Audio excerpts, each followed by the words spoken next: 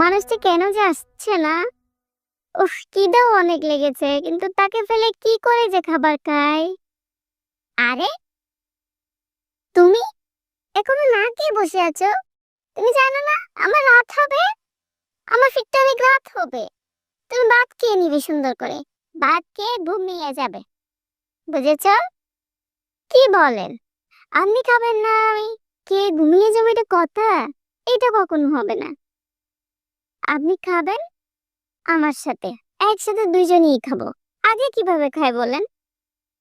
ঘরের কর্তা আপনি, কর্তাকে ফেলে কিন্তু খাওয়া যায়?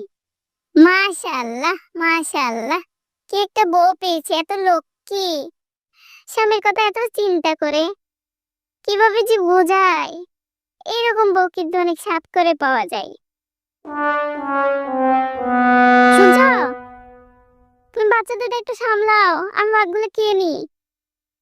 আমার খাওয়া শেষ হলে আমি বাচ্চাদেরকে নিব, তখন তুমি খেও। উফ, কত যে খিদে লাগলো, কাজ করতে করতে বাচ্চাগুলোকে সামলাতে সামলাতে খেতেও পারি না ভালো করে।